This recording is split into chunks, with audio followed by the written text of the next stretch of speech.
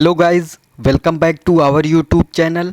कैसे हैं फ्रेंड्स? उम्मीद करता हूं सब लोग बढ़िया होंगे और आपकी प्रिपरेशन भी बढ़िया चल रही होगी। आइए आज की इम्पोर्टेंट क्लास को करते हैं स्टार्ट। उससे पहले आप चैनल पर पहली बार आए हैं तो प्लीज़ चैनल को सब्सक्राइब कर लीजिएगा और वीडियो को ज़्यादा से ज़्यादा शेयर करिएगा। आइए क्लास को करते हैं स्टार्ट। आज का पहला क्वेश्चन है, मुग़ल बादशाह में कौन बादशाह प्राकृतिक दृश्यों का शौकीन था? Option A Akbar, option B Jahangir, option C Shahjahan and last option D Aurangzeb. तो वह कौन बादशाह था? तो इसका राइट आंसर क्या हो जाएगा? Option B Jahangir. अगर बात किया जाए मुग़ल काल का, तो जहांगीर के काल में चित्रकला का स्वर्ण काल था। किसके काल में? जहांगीर के काल में। जहांगीर के काल में चित्रकला का स्वर्ण काल था। जहांगीर के काल में चित्रकला का स्वर्ण काल था। शाहजहां के काल में स्थापत्य काल का स्वर्ण काल था। किसके काल में? शाहजहां के काल में स्थापत्य कला का स्वर्ण काल था, शाहजहां के समय में। अगर बात किया जाए अकबर के काल में कलाओं का विकास का प्रारंभ होना शुरू हो गया था। अगर मुग़ल शैली की बात करते हैं तो मुग़ल शैली में नारी सभी चित्रों का अभाव था। नारी सभी चित्रों का मुग़ल शैली में अभाव था। अगर राजस्थानी शैली में देखा जाए तो वहाँ पर अभाव नहीं था। राजस्थानी शैली में नारी चित्र बने थे, लेकिन मुग़ल शैली में नारी सभी चित्रों का अभाव था। मुग़ल शैली एक दरबारी कला है। मुग़ल शैली के चित्र राजसी तथा सामंती परंपराओं से प्रभावित हैं और यथार्थवादी हैं। अगर बात किया जाए मुग़ल शैली राज दरबार, राज परिवार, युद्ध के दृश्य एवं व्यक्ति चित्रों का निर्माण उनकी व्यक्तिगत रुचियों के अनुसार हुआ है, इसलिए ये दरबारी चित्रकला रहकर पारंगत काम की थी। अगर बात किया जाए मुग़ल चित्रों में पुरुषों के सभी चित्र ज़्यादा बने हैं, नारियों का चित्र का अभाव था। इसी कारण यहाँ पर दरबारी कला है तो पुरुषों का चित्र अत्यधिक बनना संभव है। अगर बात किया जाए मुग़ल काल में व्यक्ति चित्रों को विशेष स्थान मिला था। धार्मिक प्रतिबंधों के कारण मुग़ल कला दरबारी कला बनकर रह गई और इसी कारण से नारी सभी चित्रों का अभाव पाया गया था। तो इसलिए यहाँ पर मुग़ल चित्र कला में नारी सभी चित्र बिल्कुल नहीं बने थे। कुछ चित्र मिले थे लेकिन वह ना के बराबर थे और पुरुषों का चित्र यहाँ पर अत्यधिक हुआ था। तो मुग़ल शैली एक दरबारी शैली के रूप में विकसित हुई थी। तो मुग़ल बादशाह में कौन बादशाह प्राकृतिक दृश्यों का शौकीन था? तो वह कौन थे? जहांगीर। तो इसका राइट आंसर क्या हो जाएगा? Option B Jahangir. Next question देखते हैं। क्वेश्चन नंबर सेकंड है, सीता और सरस्वती का आलोचनात्मक चित्र किसने बनाया था? Option A Rabindranath Tagore, option B Maqbool Fida Husain, option C Parmanand Choyal and last option D Nandlal Basu. तो सीता और सरस्वती का आलोचनात्मक चित्र किसने बनाया था? तो वह बनाया था मकबूल फ़िदा हुसैन यानी MF हुसैन। अगर मकबूल फ़िदा हुसैन की बात किया जाए तो इनका पहले तो आता है कि इनका जन्म कब हुआ था। तो इनका जन्म 17 सितंबर 1915 में हुआ था। कब हुआ था? 17 सितंबर 1915 में। कहाँ हुआ था? तो महाराष्ट्र के एक ज़िला है सोलापुर में। महाराष्ट्र का एक ज़िला है सोलापुर में। अगर गांव पूछेगा तो पंढरपुर। अगर बात किया जाए इनकी मृत्यु कब हुई थी तो 9 जून 2011 को इनकी मृत्यु कब हुई थी मकबूल फ़िदा हुसैन की? तो 9 जून 2011 में। कहाँ हुई थी? तो इंग्लैंड में। 95 वर्ष की अवस्था में इनकी मृत्यु हो गई थी। अगर बात किया जाए इनकी शिक्षा तो 1936 में जे कला विद्यालय से इन्होंने शिक्षा ग्रहण किया और इनके गुरु कौन थे? तो देवला लीकर। अगर बात किया जाए मकबूल फ़िदा हुसैन तो यह राज्यसभा के सदस्य भी थे। कब से कब तक? तो 12 मई 1986 से 11 मई 1992 तक यह राज्यसभा के सदस्य थे।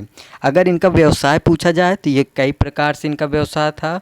यह कई चीज़ों में माहिर हुआ करते थे, जैसे कि चित्रकार के रूप में रुचि इनकी थी ही, साथ ही साथ फिल्म निर्देशक हो गया, पटकथा हो गया, लेखक, फोटोग्राफर आदि चीज़ के ये शौकीन थे और इनको रुचि थी। और एक बात की इनको रुचि थी कि ये शौक़ रखते थे शायरी का। मकबूल फ़िदा हुसैन को शौक़ थी किसकी? शायरी का। और किसकी शायरी की? तो शायर इकबाल की शायरी का इन्हें बहुत ही ज़्यादा शौकीन थे। ये मोहम्मद इकबाल की शायरी का ये बहुत ज़्यादा शौकीन थे। अगर बताया जाता है कि इनके बारे में कि इनका कैरियर की शुरुआत कहाँ से होती है, तो सिनेमा पोस्टर होल्डिंग पेंटर के रूप में इनका कैरियर की शुरुआत हुई थी। सिनेमा पोस्टर एवं होल्डिंग पेंटर के रूप में।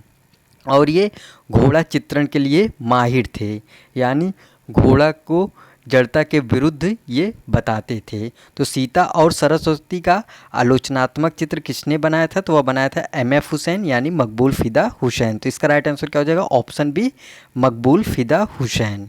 नेक्स्ट क्वेश्चन है क्वेश्चन नंबर 3। दृश्य चित्रण का समसामयिक भारत का प्रसिद्ध चित्रकार कौन है?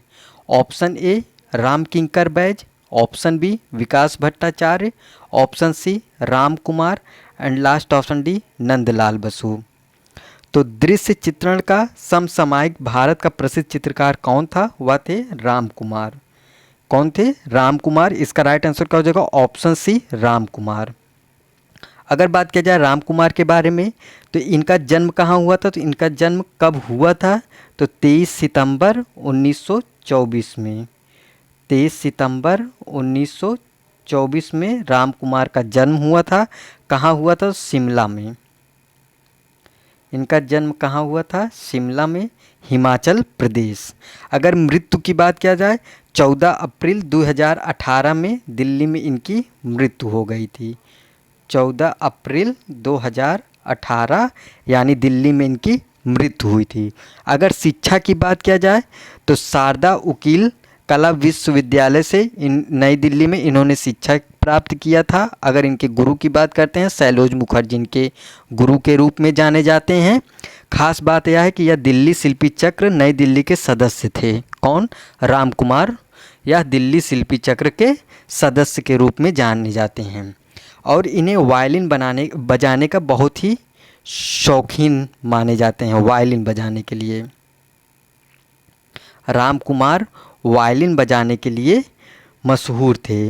वाराणसी चित्र श्रृंखला इनकी एक प्रसिद्ध चित्र श्रृंखला है जो एग्ज़ाम के लिए महत्वपूर्ण है। वाराणसी चित्र श्रृंखला 1975 में हिंदी कहानीकार के रूप में इन्हें उत्तर प्रदेश सरकार ने राम कुमार जी को सम्मानित किया था। कब? 1975 में।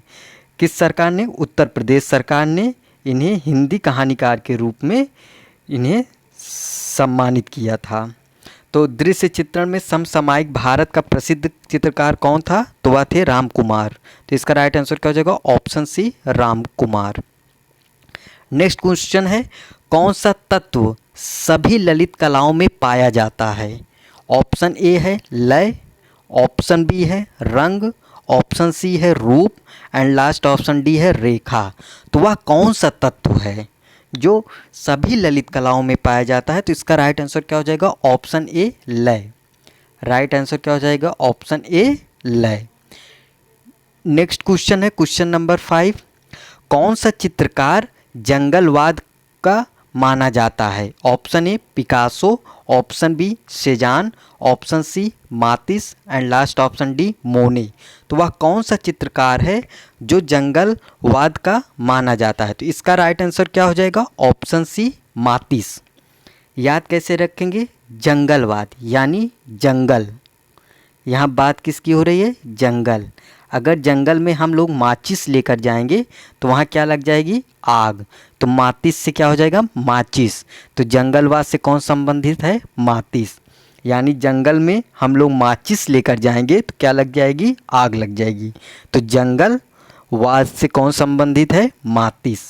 तो इसका राइट आंसर क्या हो जाएगा? ऑप्शन सी माचिस। इस प्रकार आप ट्रिक बनाकर याद करा करिए तो चीज़ें क्या होती हैं कि हमेशा के लिए याद रहते हैं। एग्ज़ाम में ऑप्शन देखने के बाद ही सब कुछ भूल जाया कर होता है, क्योंकि एग्ज़ाम में क्या होता है कि प्रेशर रहता है और प्रेशर के चक्कर में अगर आपको 4 ऑप्शन मिल गए हैं तो फिर दिमाग काम नहीं करता कि ये सही होगा कि ये सही होगा, उसी में फिर उलझना पड़ता है। तो इस वजह से क्या करिए कि कुछ चीज़ें होती हैं जो जल्दी नहीं समझ में आती। अगर उसे हम ट्रिक के माध्यम से पढ़ें तो वह चीज़ ज़्यादा दिनों तक याद रहती है।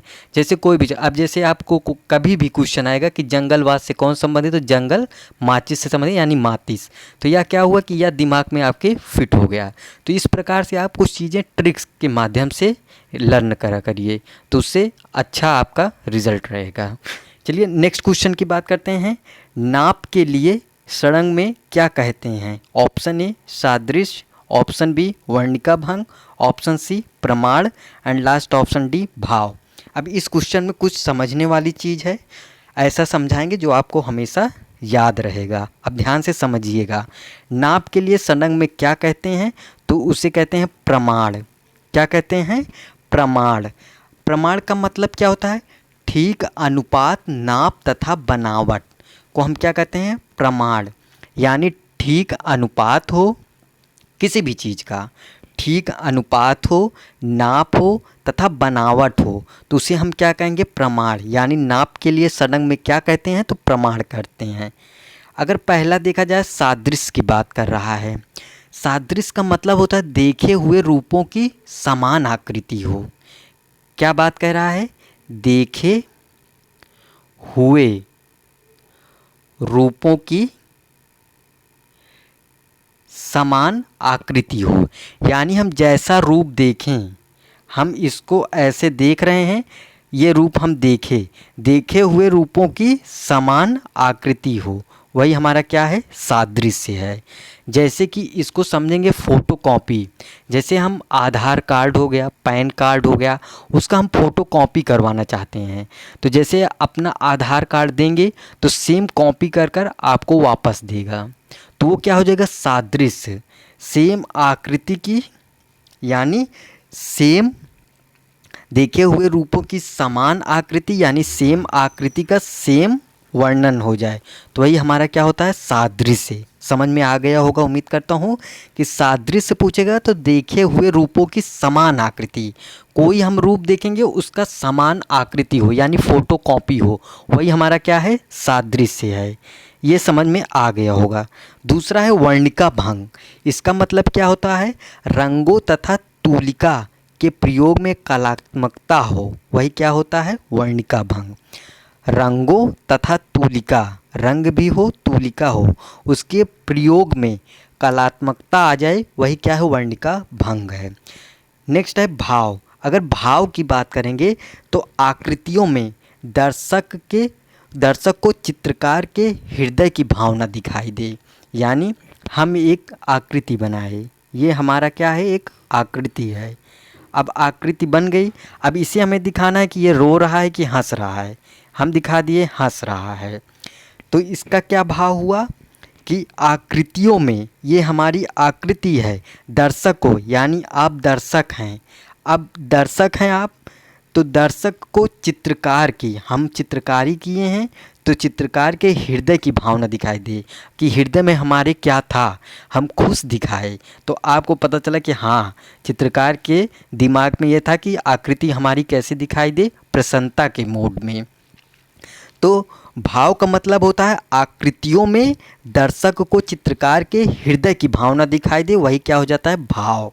कि हाँ, यह चित्रकार ने चित्रकारी की, तो वह किस भाव से चित्रकारी की, यानी हम कोई चित्र बना रहे हैं तो वो किस भाव से बना रहे हैं? प्रसन्नता में बना रहे हैं कि दुख में बना रहे हैं कि लज्जा में बना रहे हैं कि किस में बना रहे हैं, उसमें हमारा भाव दिखाई दे। अगर वो बात किसी ने, दर्शक ने, यानी किसी ने भी, दर्शक ने उस बात को समझ गई, भावना को समझ गया, तो वह क्या हो जाएगा? हमारा भाव। आकृतियों में दर्शक को चित्रकार के हृदय की भावना दिखाई दे, वही क्या हो जाता है? भाव। एक इसमें से और आता है जो क्या है? हमारा रूप भेद।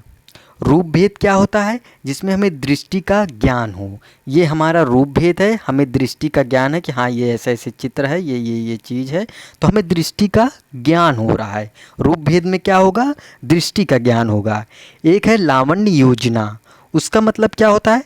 कलात्मक तथा सौंदर्य का समावेश हो। कलात्मक और सौंदर्य का दोनों का क्या होता है? समावेश होता है, तो वही क्या होता है? हमारा लावण्य योजना। तो उम्मीद करता हूँ सबको यह चीज़ समझ में आ गया होगा। अगर आपको डाउट होगा तो आप नेक्स्ट क्लास में कमेंट करिएगा, मैं फिर से एक बार समझाने की कोशिश करूँगा। अगर वैसे तो उम्मीद है कि समझ में आ गया होगा सबको। अगर डाउट रहता है तो आप बताइएगा, उसको हम फिर से एक बार बताने की कोशिश करेंगे। तो नाप के लिए सड़ंग में क्या कहते हैं, तो वह कहते हैं प्रमाण। तो इसका राइट आंसर क्या हो जाएगा, ऑप्शन सी प्रमाण। नेक्स्ट क्वेश्चन नंबर 7 देखते हैं।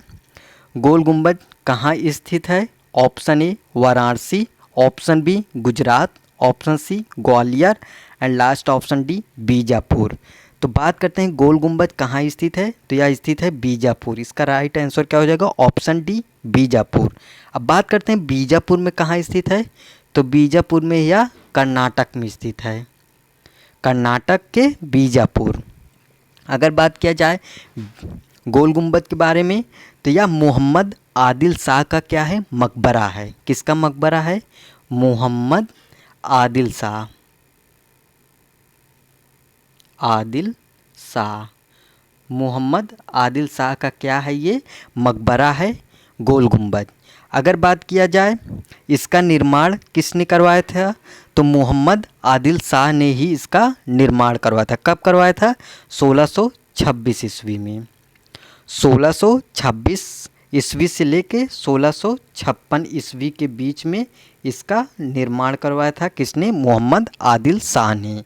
अगर क्वेश्चन पूछता है गोल गुंबद का निर्माण तो मोहम्मद आदिल शाह ने करवाया था। कब करवाया था, 1626 से 1656 के बीच में। लेकिन इसका वास्तुकार कौन था, तो वास्तुकार के रूप में फारसी याकूत यानी दाबुल के याकूत के रूप में जाने जाते हैं। फारसी याकूत यानी दाबुल के याकूत थे इसका वास्तुकार।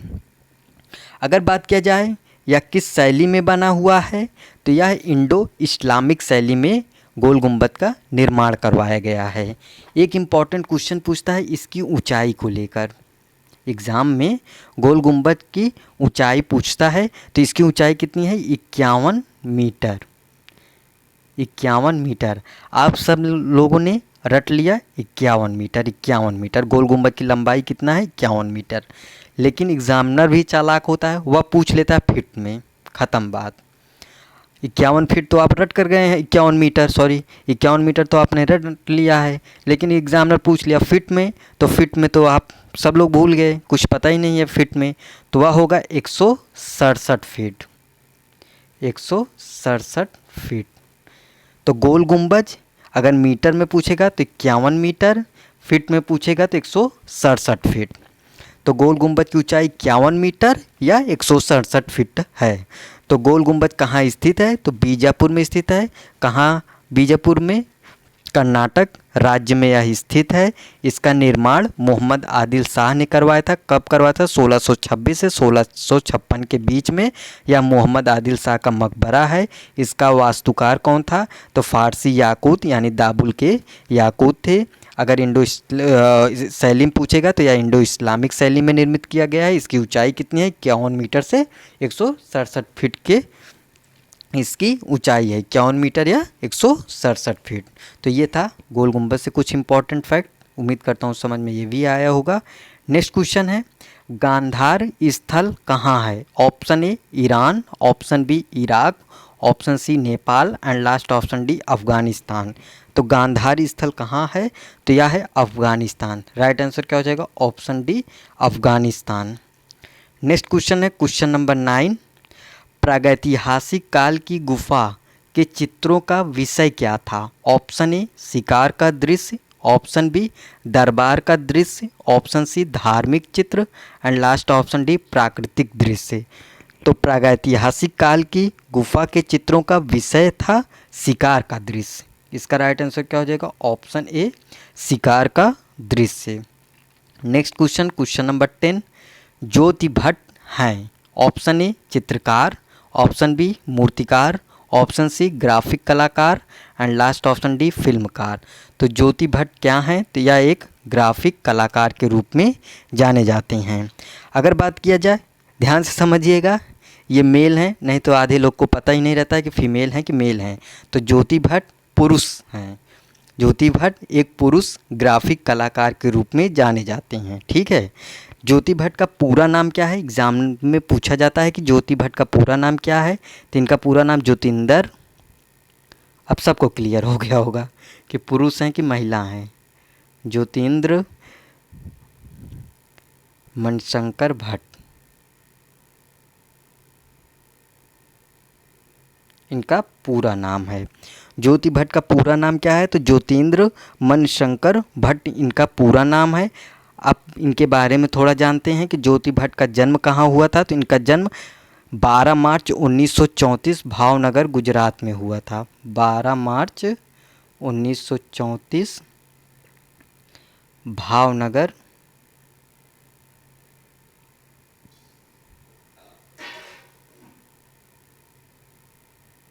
गुजरात। भावनगर पड़ता कहाँ है? गुजरात में। तो ज्योति भट्ट का जन्म कब हुआ था? 12 मार्च 1934 में। कहाँ हुआ था? तो भावनगर गुजरात में। इनकी शिक्षा की बात करते हैं तो 1954 में MS विश्वविद्यालय बड़ौदा से इन्होंने चित्रकला में डिप्लोमा किया और यहीं से पोस्ट डिप्लोमा प्राप्त किया। तो इनके कला गुरु कौन थे? तो NS बेंद्रे यानी नारायण श्रीधर बेंद्रे इनके कला गुरु थे। अब ज्योति भट्ट, इनकी पत्नी का नाम क्या था? ज्योत्सना भट्ट था, जो एक सिरेमिक कलाकार के रूप में जानी जाती हैं। ज्योति भट्ट 1890, कौन सा ग्रुप है इनका? 1890।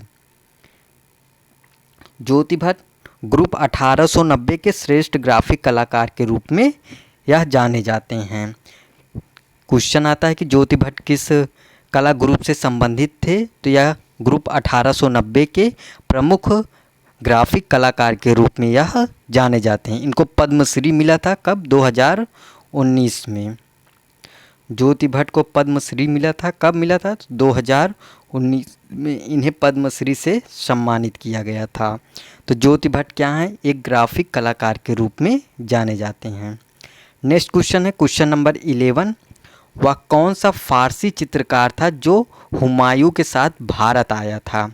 Option A Mir Sayyid Ali, option B Abul Hasan, option C Ustad Mansur and last option D Basawan. तो वह कौन सा फारसी चित्रकार था जो हुमायूं के साथ भारत आया था?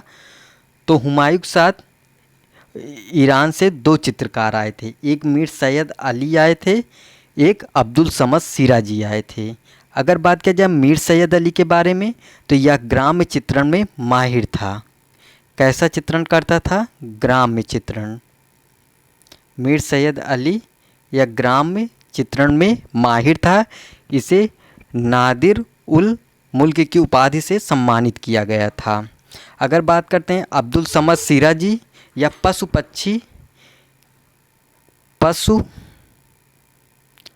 पक्षी चित्रण में माहिर था। इसे सीरी कलम की उपाधि से सम्मानित किया गया था। कौन सी उपाधि दी गई थी? सीरी कलम। तो वह कौन सा फारसी चित्रकार था जो हुमायूं के साथ भारत आया था? तो मीर सैयद अली। इसका राइट आंसर क्या हो जाएगा? Option A Mir Sayyid Ali. Next question है मिर्ज़ा गालिब का व्यक्ति चित्र किसने चित्रित किया था? मिर्ज़ा गालिब का व्यक्ति चित्र किसने चित्रित किया था? Option A Vinod Bihari Mukherjee, option B Satish Gujral, option C Pradosh Das Gupta and last option D Amrita Shergil. तो मिर्ज़ा गालिब का व्यक्ति चित्र किसने चित्रित किया था? तो वह श्रेष्ठ कलाकार कौन है? सतीश गुजराल। इसका राइट आंसर क्या हो जाएगा? Option B Satish Gujral. अगर बात करते हैं सतीश गुजराल, इनका जन्म कब हुआ था? तो 25 दिसंबर 1925 में इनका जन्म हुआ था।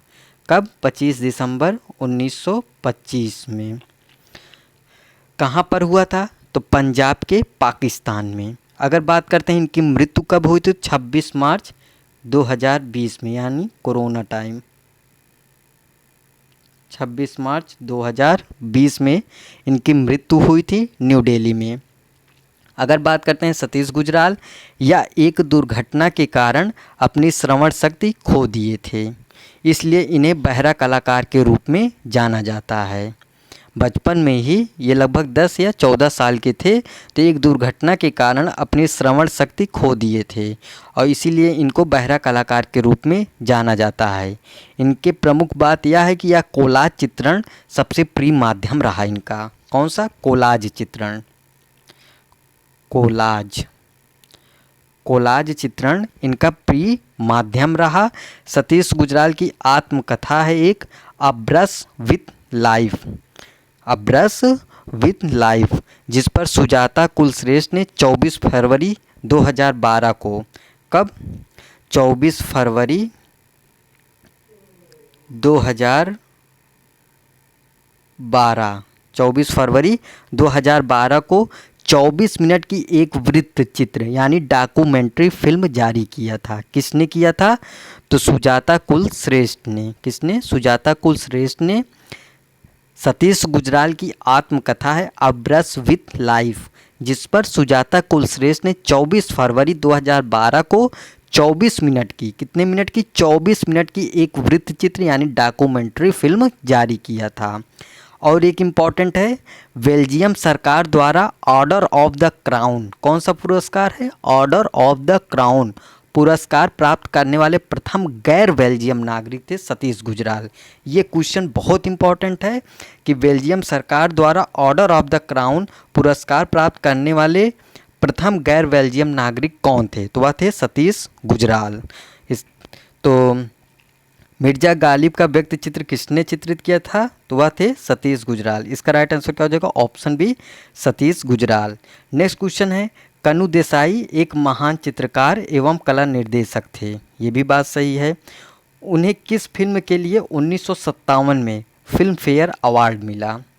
उनकी एक प्रसिद्ध फिल्म है जिस पे उन्होंने 1957 में उनको फिल्म फेयर अवार्ड से सम्मानित किया गया था। ऑप्शन है बैजू बावरा, ऑप्शन बी झनक झनक पायल बाजे, ऑप्शन सी आवारा एंड लास्ट ऑप्शन डी नागिन। तो वह उनकी कौन सी फिल्म थी? तो ऑप्शन बी झनक झनक पायल बाजे। अगर बात किया जाए कनु देसाई की तो पहला इम्पोर्टेंट आता है तो इनका जन्म कब हुआ था? तो कनु देसाई का जन्म 1907 में हुआ था। कहाँ हुआ था? तो गुजरात में हुआ था। कनु देसाई का जन्म 1907 में गुजरात में हुआ था। गुजरात में कहाँ हुआ था? तो एक शहर है भड़ौच, गुजरात के भड़ौच शहर में इनका जन्म हुआ था। अगर बात की जाए इनकी शिक्षा तो कनु देसाई की शिक्षा कहाँ हुई थी? तो शांति निकेतन में इनकी शिक्षा दीक्षा हुई थी। अगर बात किया जाए इनके गुरु कौन थे? तो नंदलाल बसु। शांति निकेतन में इनकी शिक्षा हुई थी और इनके गुरु कौन थे? नंदलाल बसु। अगर बात किया जाए इनकी प्रसिद्धि किस में थी? तो चित्रकार और कला शिक्षक के रूप में यह जाने जाते हैं। इनकी शैली क्या थी? तो परंपरागत शैली थी। माध्यम क्या था? जल रंग था। ये फिल्मों के कला निर्देशक के रूप में काम भी किए थे। जैसे कौन कौन सी फिल्म थी इनकी? जैसे राम राज्य में ये काम किए थे, बैजू बावरा हो गए, झनक झनक पायल बाजे जिसमें 1957 में फिल्म फेयर का अवार्ड भी मिला था। तो बात किया जाए कनु देसाई एक महान चित्रकार हैं एवं कला निर्देशक हैं। उन्हें किस फिल्म के लिए 1957 में फिल्म फेयर अवार्ड मिला था? तो झनक झनक पायल बाजे पर। इसका राइट आंसर क्या हो जाएगा? Option B.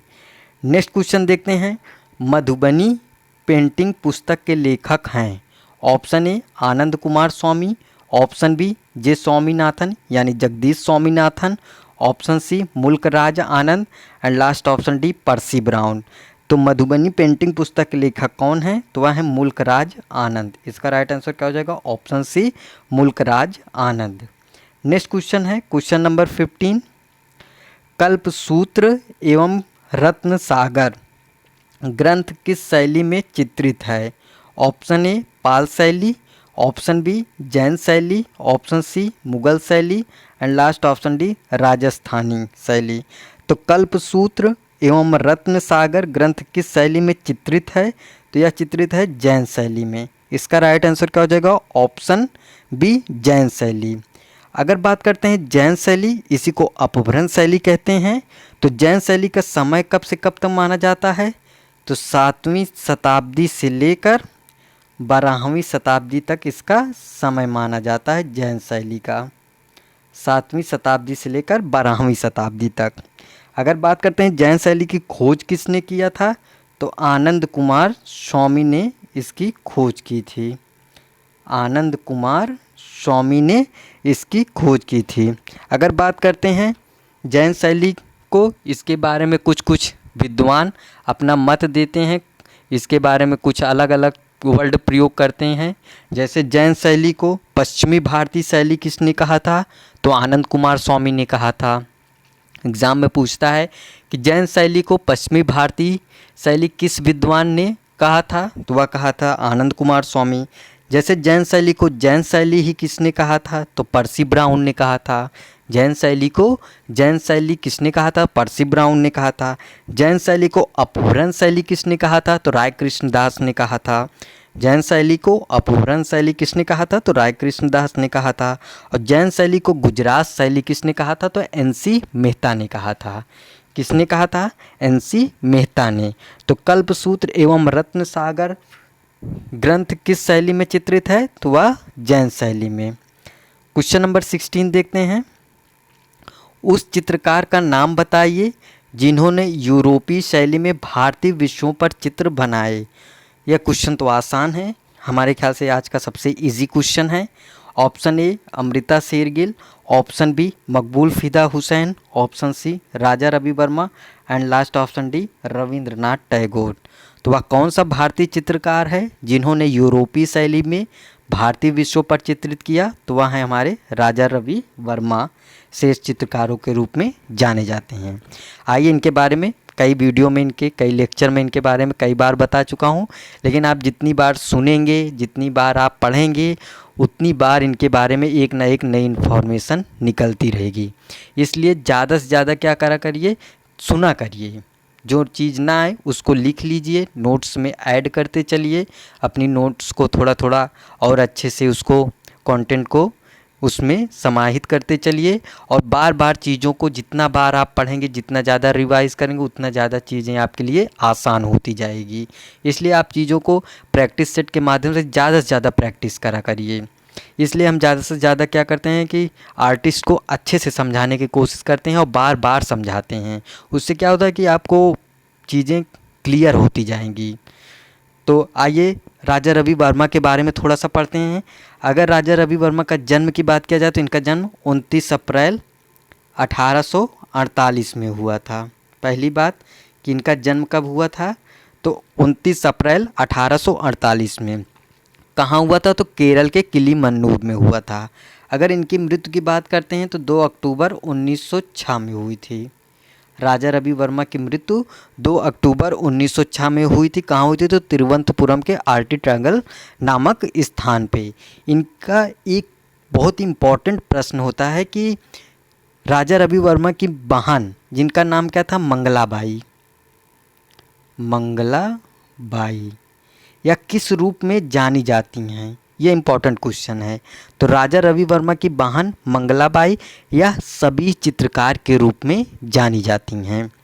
अगर बात किया जाए राजा रवि वर्मा, इनका नाम रवि वर्मा था। राजा रवि वर्मा कैसे पड़ा, तो 1904 में रवि वर्मा को ब्रिटिश सरकार का केसर-ए-हिंद उपाधि से सम्मानित किया गया था।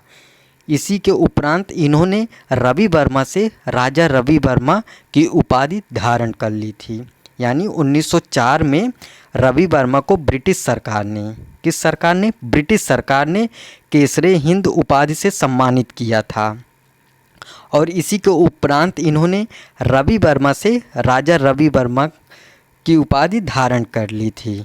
और एक इम्पॉर्टेंट है इनके लिए फैक्ट, जैसे मराठी पाठ्य पुस्तक में अपूर्व उपहार, कौन सा है, अपूर्व उपहार, अपूर्व उपहार नामक अध्याय, अपूर्व उपहार नाम का अध्याय चित्रकारों का राजकुमार यानी राजा रवि वर्मा से संबंधित है।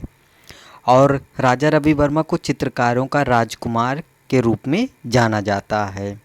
तो उस चित्रकार का नाम बताइए जिन्होंने यूरोपीय शैली में भारतीय विषयों पर चित्र बनाए थे। तो वह कौन थे? Raja Ravi Varma. Next question number 17 देखते हैं। उस महाराज व कला प्रेमी का नाम बताइए जिन्होंने जयपुर बसाया था। Option A Man Singh, option B Ram Singh, option C Jai Singh and last option D Prakash Singh. तो वह कौन सा महाराजा या राजा है जिन्होंने जयपुर को बसाए थे? तो वह है सवाई जय सिंह, यानी सवाई जय सिंह। कब बसाया था? तो 1727 में। जयपुर नगर की स्थापना कब की थी? तो 1727 में। नेक्स्ट क्वेश्चन नंबर 18 देखते हैं। मुद्रण यानी प्रिंटिंग में चौड़ाई की इकाई है। Option A pica, option B em, option C centimetre and last option D metre. तो मुद्रण यानी प्रिंटिंग में चौड़ाई की इकाई क्या है? तो इसका राइट आंसर क्या हो जाएगा? Option A pica. इसका राइट आंसर क्या हो जाएगा? Option A pica. Next question number 19 देखते हैं। मार्ग त्रैमासिक भारतीय कला पत्रिका का प्रकाशन कहाँ से होता है? Option A Kolkata, option B Mumbai, option C Chennai and last option D Delhi. तो इसका प्रकाशन कहाँ से होता है? तो ऑप्शन बी मुंबई से। कहाँ से होता है? ऑप्शन बी मुंबई से। नेक्स्ट क्वेश्चन आज का अंतिम क्वेश्चन है। 20वीं शताब्दी में दुनिया में पिकासो के बाद सबसे चर्चित कलाकार कौन थे?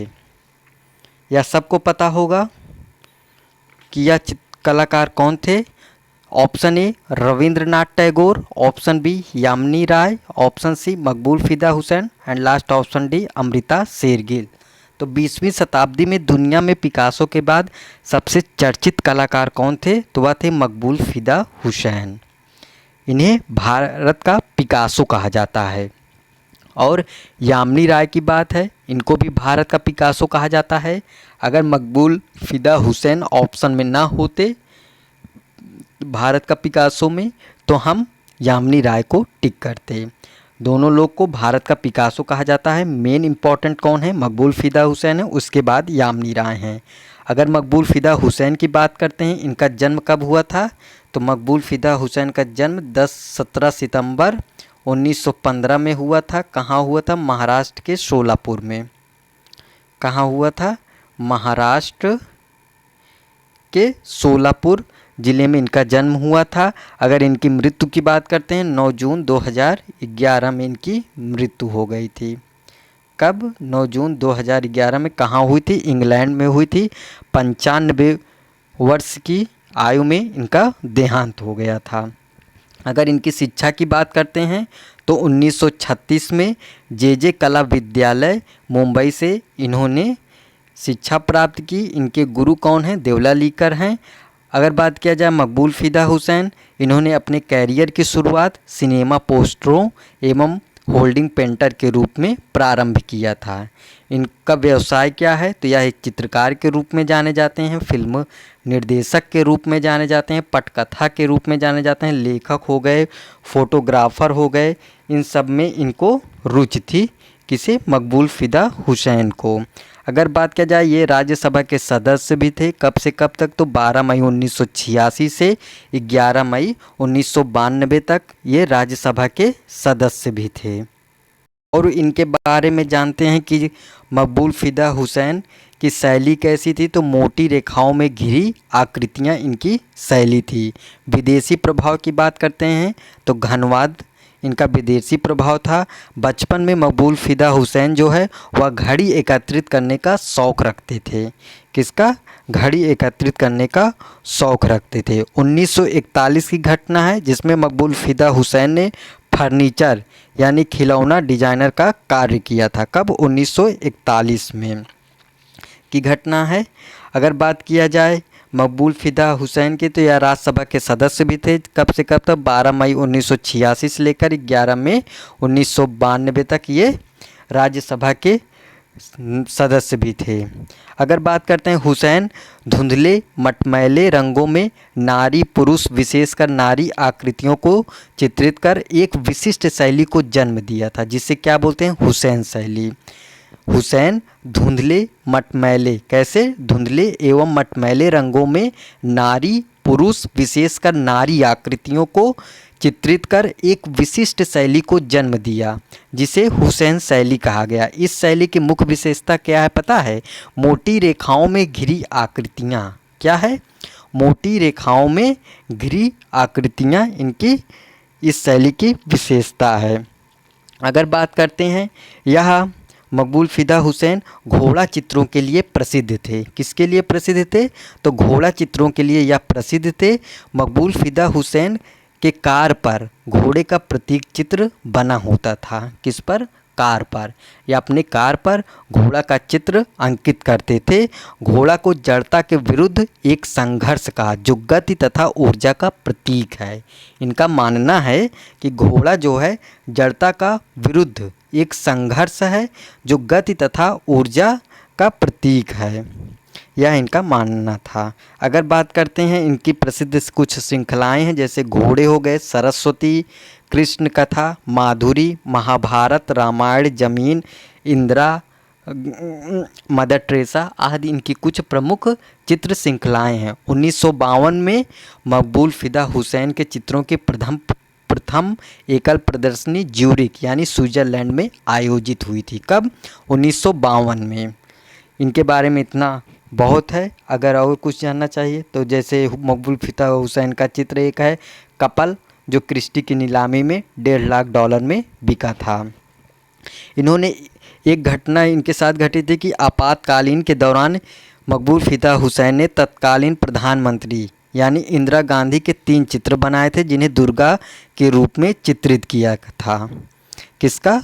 इंदिरा गांधी का। अगर बात करते हैं मकबूल फ़िदा हुसैन के बारे में कुछ और जानकारियाँ, तो ये मकबूल फ़िदा हुसैन की आत्मकथा पर बनी film the making of A painter है।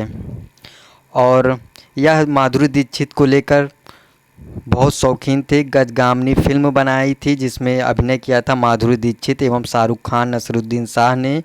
और 1994 में सूरज बड़जात्या की फिल्म थी हम आपके हैं कौन, उसे मकबूल फ़िदा हुसैन ने 67 बार देखा था। कितनी बार? 67 बार उन्होंने उस फिल्म को देखा था। इन्हें माधुरी दीक्षित से विशेष लगाव था। तो ये था कुछ इम्पोर्टेंट क्वेश्चन। उम्मीद करता हूँ सारे क्वेश्चन आपको क्लियर हुआ होगा। अगर जिस क्वेश्चन में आपका डाउट है आप कमेंट बॉक्स में बताइएगा, वो हम एक बार फिर से एक्सप्लेन करने की कोशिश करेंगे, आपको और अच्छे से समझाने की कोशिश करेंगे। ये सारे क्वेश्चन आपके एग्ज़ाम के दृष्टिकोण से बहुत ही इम्पॉर्टेंट हैं। इसको आप बार बार प्रैक्टिस करिए, बार बार लेक्चर देखिए। जहाँ भी आपका डाउट बनता है आप कमेंट बॉक्स में निश्चय आप कमेंट करिए, हम उसका रिप्लाई करेंगे और आपका डाउट समाप्त करने की कोशिश करेंगे। चलिए मिलते हैं नेक्स्ट वीडियो में। अगर आप चैनल पर पहली बार आए हैं तो प्लीज़ चैनल को सब्सक्राइब कर लीजिएगा, वीडियो को शेयर कर दीजिएगा, लाइक कर दीजिएगा। मिलते हैं नेक्स्ट वीडियो में, तब तक के लिए bye, take care, thank you.